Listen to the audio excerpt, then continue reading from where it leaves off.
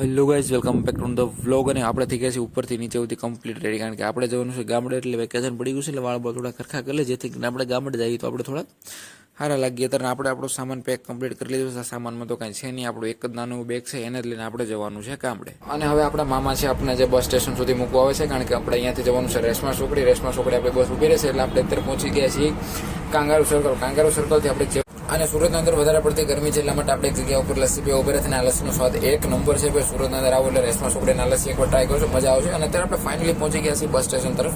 અને bus station તમે જોઈ શકો છો, ભૂમિ ટ્રાવેલ્સની બસ છે, ગિફ્ટ સિટી. અને અત્યારે આપણે આજુબાજુ ઘણી બધી બસ ઊભી છે, કારણ કે બસનું પાર્કિંગ છે, એટલા માટે અહીંયા બધી બસ ઊભી રહી. થોડી વારની અંદર આપણી બસ નીકળી ગઈ છે અને આપણે પહોંચી ગયા છીએ કામરેજ ફ્લાયઓવરનો અત્યારે સડી ગઈ છે બસ આપણી, અને સુરતથી રવાના થઈ ગઈ છે. પાછળનું બસનું ઇન્ટિરિયર તમે જોઈ શકો છો, એક નંબર બધી બસો બનાવેલી છે, ઓલ ઓવર ટાઈપ ડિઝાઇનની બનાવેલી છે, કારણ કે મુંબઈવાળી બસો હાલે છે અમારે ગામ સાઈડથી.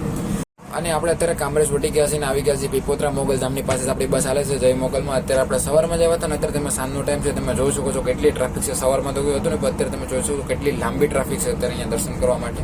અને આપણે પડી ગઈ છે સાંજ, અને આપણે બસની અંદર આગળ થોડી વાર માટે બેઠો આવ્યા છીએ, કારણ કે અંદર સોફાની અંદર વધારે પડતી ગરમી થતી, એટલા માટે આપણે આવી ગયા છીએ ડ્રાઈવરની પાસે. અને ડ્રાઈવરની બ્રિજ છે, એ બ્રિજ ઉપર અત્યારે આપણી બસ ચાલી રહી છે, તમે જોઈ શકો છો અત્યારનું.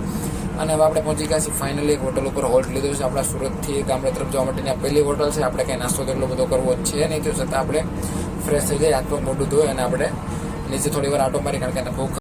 અને આપણે કંઈ હોટલ ઉપર નાસ્તો તો કરવાનો, તો આપણી બસ અત્યારે એક નંબર લાગે છે ભાઈ. આપણને બસ જોઈને ફૂલ મજા આવી ગઈ. ને આપણે આ છે હોટલ રાધે છે, ને આપણી બસ ઊભી છે. આપણે કંઈ નાસ્તો તો કરવો છે નહીં, કારણ કે એટલી બધી કંઈ ભૂખ લાગી નથી, એટલા માટે કંઈ નાસ્તો કરવાનો થાય. અને આગળ બસ ઊભી જ રહેવાની છે. અને હવે આપણી બસ થોડીક જ ટાઈમની અંદર ઉપડી જવાની છે, એટલા માટે આપણે ફટાફટ બેસી જઈએ આપણે બસની અંદર.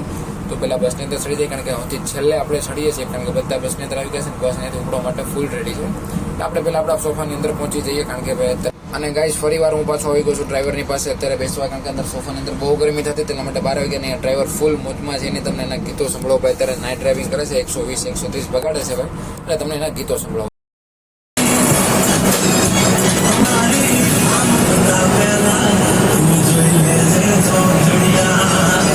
આપણે ફાઇનલી પહોંચી ગયા છીએ ભરૂચની અંદર, એન્ટર થવાના છીએ ભરૂચના ટોલ ટેક્સ ઉપર આપણે પહોંચી ગયા છીએ. ત્યાંથી જેવો આપણો ટોલ કપાય એટલા માટે આપણે સીધા આવી ગયા છીએ ભરૂચની અંદર. અને ભરૂચની અંદર આગળ જતાં આપણે તમે જોઈ શકો છો કે આપણે પહોંચી ગયા છીએ નારી ચોકડી ભાવનગર સાઈડ આપણે પહોંચી ગયા છીએ. અને અત્યારે હવે હું સુઈ જાઉં છું, કારણ કે મને આવે છે ખતરનાક ઊંઘ, એટલા માટે હવે હું સીધો સોફાની અંદર સુઈ જાઉં છું. તો આપણે મળીએ સીધા હવે સવાર. અને બધાને ગુડ મોર્નિંગ. અને અત્યારે હું ઉઠી ગયો છું ભાઈ, દારનો હું સુઈ ગયો હતો, એટલા માટે અત્યારે જસ્ટ ઉઠ્યો હતો. અને આપણી બસ પહોંચી ગઈ છે રાજુલાની અંદર આપણી બસ પહોંચી ગઈ છે. અને રાજુલાની અંદર થોડાક આગળ જશું એટલે આપણે બસ હવે રાજુલા ઓલમોસ્ટ ક્રોસ કરવા આવી જ ગઈ છે. તમે જોઈ શકો છો આપણા મામાનું ઘર છે, અને આપણા સાથે આપણા કાકા બી અહીંયા રહી છે, એટલા માટે આપણે અત્યારે પહોંચી ગયા છીએ. અને હવે એની આગળ આપણે પહોંચવા આવી ગયા છીએ આપણા ઘર તરફ. તમે જોઈ શકો છો કે ફાઇનલી આપણે ઘરે પહોંચવા આવી ગયા છીએ. અને તમે ભાઈ ખુશી અલગ જ છે, કારણ કે ઘરે ફાઇનલી પહોંચવાના આવે છે. દોઢ 2 મહિના પછી ઘરે જવા છે, એટલા માટે એની ખુશી અલગ જ છે. તો આપણે અને આપણો આ સુરતથી ગામડે તરફનું છેલ્લું ટોલ ટેક્સ છે. આના પછી આપણે કે ટોલ ટેક્સ આવવાનું છે નહીં, સીધું આપણું ગામ આવવાનું છે, એટલા માટે લાસ્ટ ટોલ ટેક્સ છે. અને હવે આપણે ફટાફટ પહોંચી જઈએ આપણા ગામના રસ્તા તરફ. એટલે અહીંથી બસ નીકળે એટલે સીધું આપણા ગામનો રસ્તો આવવાનો છે. અને તમને કીધું એ રીતથી આપણા ગામનો રસ્તો આવી ગયો છે. આગળની સાઈડ આપણા ગામનો રસ્તો છે. અને અત્યારે આપણે પહોંચી ગયા છીએ ધીરુભાઈની હોટલ તરફ, જ્યાં આપણે સ્કૂલે જતા ત્યારે આપણે દરરોજ સવારે જ્યાં બેઠતા એ આપણી જગ્યા આવી ગઈ છે. તમે જોઈ શકો છો ધીરુભાઈની હોટલ છે, અને એની આગળ છે આપણા ગામનો રસ્તો. એટલે આપણે સીધે અહીંયા ઉતરી જઈએ. પહેલાં ફટાફટ આપણો સામાનને બધું ઉતારી લીધું છે, ને આપણને બસ અત્યારે મૂકી અને જઈ રહી છે ભાઈ આપણે.